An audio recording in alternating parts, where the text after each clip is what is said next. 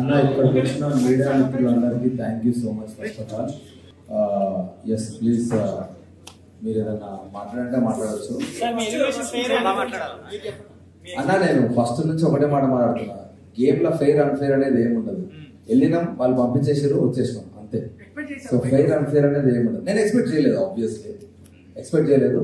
కానీ ఒక్కసారి ఎక్కడైతే కొంచెం ఫ్లిప్ అవుతుందని అనిపించిందో అప్పుడు నాకు ఒక సెన్స్ కొట్టింది. సో ఏదో జరుగుతుంది, ఐఎమ్ రెడీ ఫర్ ఇట్ అని చెప్పేసి. కాకపోతే హౌస్ మేట్స్ అందరూ నాకున్న బాండింగ్కి, నేను అంతకుముందు ఆడిన దానికి, నువ్వు వెళ్ళావు నేను వెళ్తున్నా నాకు అర్థమైపోయింది. సో వదిలేయనరా అని చెప్పినా, బట్ స్టిల్ వాళ్ళందరూ నా గురించి ఫైట్ చేశారు. సో ఉన్నది 3 వారాలే కానీ చాలా మంచి జర్నీ. నేను వాళ్ళతో మంచి ర్యాపో చేసుకొని వచ్చాను. నాకు సార్ కూడా ఫైనల్ ఏవి చూసి అదే అన్నాడు, ఉన్న తక్కువ టైం కానీ నీ ఎమోషన్స్ చాలా ఎక్కువ ఉన్నాయి, చాలా బాగా అనిపించింది, షార్ట్ అండ్ స్వీట్ చాలా బాగుంది అని అన్నాడు. సో చాలా నాకు చాలా హ్యాపీ. తిట్టడం కాదు, మేబీ పదాలు రాంగ్ అయి ఉంటారు. పదాలు రాంగ్ ఉన్నాయి ఆబ్వియస్లీ, నేను అదే చెప్పిన. కాకపోతే దానికోసం పంపిస్తారనైతే నేను అనుకోను. అంత పెద్ద షో ఉండి, ఎందుకంటే నాకంటే ఎక్కువ మాట్లాడారు ఇంతకుముందు సీజన్స్ లలో కూడా. శివబాలాజీ గారిది నేను చాలా చూసిన, అది బకెట్ వాటర్ లేదు అట్లేం అనలేదు. నేను ఎందుకు అంటే నన్ను అడిగింది ఇద్దరు ముగ్గురు, నువ్వు మాట్లాడుతున్నావురా అంటే, యాక్చువల్గా నేను షో వెళ్ళినప్పటి నుంచి కూడా మరి మీకు అది ఎంత ప్లే చేస్తున్నావు లేదా నాకు తెలియదు, కానీ పోతున్నప్పటి నుంచి అన్నా నమస్తే మంచిగున్నా, వదిలే చాయ్ పెట్టిందా, ఏం చేస్తున్నావు బిగ్ బాస్ అని కెమెరాకి దాని ఒక క్యారెక్టర్ లా క్రియేట్ చేసుకొని నేను మాట్లాడడం డే 1 నుంచి స్టార్ట్ చేసిన. సో ఎన్ని ప్లే చేసారు ఎన్ని ప్లేలో మనకు తెలియదు, కానీ డే 1 నుంచి స్టార్ట్ చేసిన. నేను జోక్స్ వేస్తా ఉంటా, మధ్య మధ్యలో నవ్వుతా ఉన్నప్పుడు బిగ్ బాస్ నిడతలేంటారా, బిగ్ బాస్ మనిషిగా అది ఒక గేమ్. నేను ఒక క్యారెక్టర్ క్రియేట్ చేసుకొని నేను జోకులు మాట్లాడుతా ఉన్నా అంతే. కానీ దానికి వాళ్ళు ఎందుకు పట్టించుకుంటారా, గేమ్ గురించి మాట్లాడతారు కానీ దాని గురించి పట్టించుకోరని నేను అంటున్నాను. ఎందుకంటే ఒరే ఇష్టం వచ్చిన మాటలు చాలా మంది కంటెస్టెంట్లు కూడా లాస్ట్ దాకా వెళ్ళి ఉన్నారా. సో మరీ పర్సనల్గా ఎవరు తీసుకోరు. ఒకవేళ తీసుకోవాలనుకున్నా కూడా డైరెక్ట్ కన్ఫెషన్ రూమ్ ఉన్నది, చాలా ఉన్నాయి. సో డెఫినెట్గా ఇప్పుడు యాజ్ అ కంటెస్టెంట్ మనం 100% కాన్షియస్లో ఉండం. ఎన్ని కెమెరాలు ఉన్నాయి అనుకున్నా, ఎన్ని అనుకున్నా కూడా నాకు 2 రోజులు మాత్రమే నాకు మైక్ ఉందిలా, కెమెరాలు అన్న ఫీలింగ్ ఉండేది. తర్వాతకెళ్ళి మైక్ నాకు ఫోన్ అన్న ఫీలింగ్ వెళ్ళిపోయింది. నాకు ఏదో ఫోన్ మెడల్ వేసుకొని తిరుగుతున్నాం, ఏది పడితే అది మారదు. ఎందుకంటే ఉండలేదు 24 గంటలు, హైలీ ఇంపాసిబుల్ మనం కాన్షియస్గా బతకడం అనేది. సో డెఫినెట్గా ఏదో ఒక రకంగా మనం మాట్లాడుతూ ఉంటాం, పోతూ ఉంటాం. కాబట్టి నేను ఏం పట్టించుకోలేదు.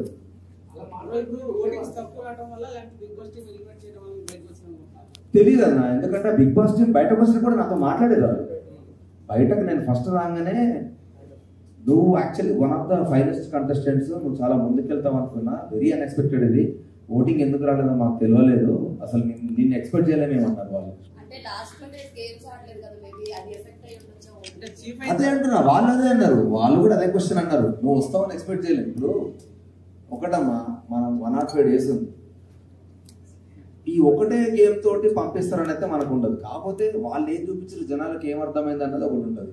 ఇప్పుడు ఏదైనా సరే ఎండ్ ఆఫ్ ద డే నేను ఈ 2 వారాలు నేను గేమ్ ఆడలే, ఈ 2 రోజులు నేను గేమ్ ఆడలే అంటున్నారు. కానీ అదే గేమ్ నిఖిల్తో అదే ఎవరైతే కంటెస్టెంట్ పృథ్వీ ఉన్నాడో వాడు నా టీంలో ఉన్నప్పుడు కూడా నేను ఫైట్ చేసిన. ఫిజికల్ డ్యామేజ్ అయితే తెలియదు, ఈ ఫిజికల్ డ్యామేజ్కి ఒక లిమిట్ ఉండదు. దెబ్బ తగిలి మొహాన్ని తగ్గితే ఎవరు రెస్పాన్సిబుల్ అంటే నిఖిల్ గారు వాళ్ళే మాట్లాడేది. మీరు చూస్తుంటే, అరే మనం ఆర్టిస్టులం రా, బయటకు వెళ్తే మనకు లైఫ్ ఉంటుంది, చేతులు కాలు. ఎందుకంటే లాస్ట్ సీజన్ చూసిన శివాజీ అన్న చేయితో ఏదో ఫ్రాక్చర్ అయింది కదా, కానీ సీజన్ అంతా అట్లే ఉండిపోయాడు పాపం. సో ఎవరు రెస్పాన్సిబుల్, అది ఇంకా ఎక్కువ స్టెచ్లు అయింది అనుకో. నా దాంట్లో ఉన్న కంటెస్ట్ నబీల్ ఉన్నాడు, నబీల్కి చెయ్యి ఇరిగింది, నబీల్కి నడుము బ్యాక్ ఇంజురీ ఉన్నది. సో ఆదిత్య అన్నకి చిన్నగా ఆస్మా ఇష్యూ ఉన్నది. ఇవన్నీ నాకు తెలుసు. సో తెలిసినప్పుడు నువ్వు ఫిజికల్ డ్యామేజ్ చేసుకుంటే రేపు పొద్దున లైఫ్ కూడా ఇబ్బంది అవుతుంది, వద్దు అన్నది నా కాంటెక్స్ట్ ఉంది. సో దానివల్ల తీసేసినట్టే దట్స్ ఓకే, ఇంకా మనం ఏం చేయలేము. ఎందుకంటే ముందే ఆడియన్స్ కి నచ్చిన రోజులు వస్తారు, నచ్చిన రోజులు తీసేస్తారు. సో నచ్చినప్పుడు మనం ఎంత యాక్సెప్ట్ చేసినామో, నచ్చినప్పుడు కూడా అంతే హ్యాపీగా బయటకు వచ్చారు. చేయలేదు.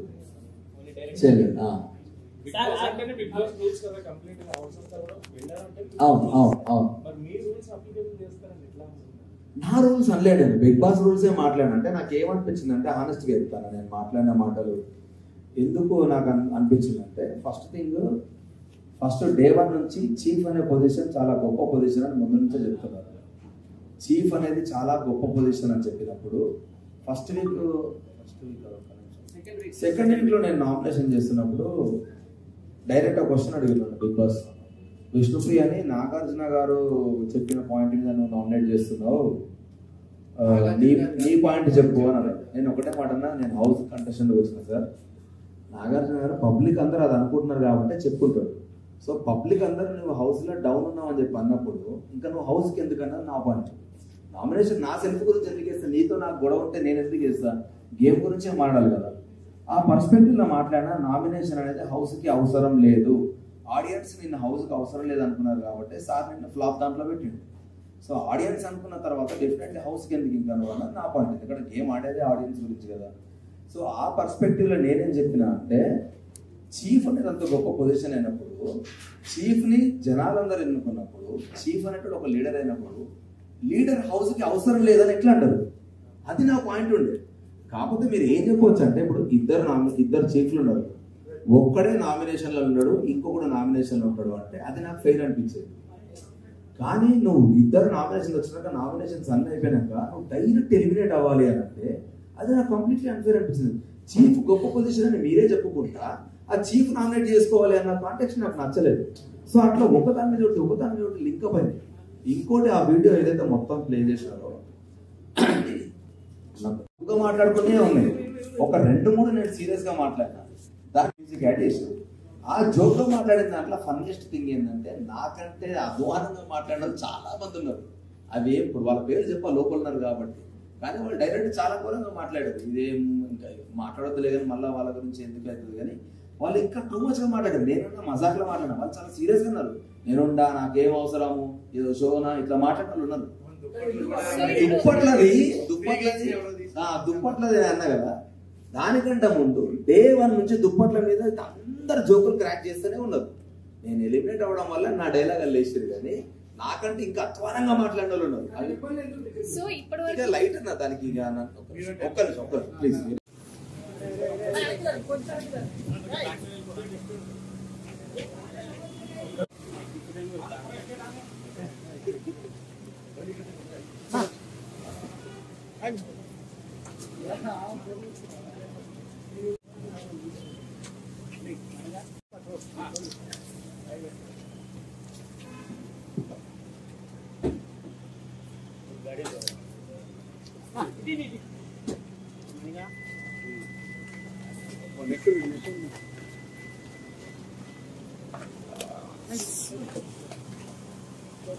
నా చెప్పులు ఎవరు ప్లీజ్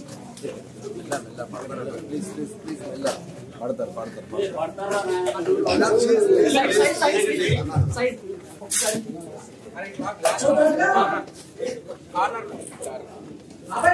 చిన్నబాయ్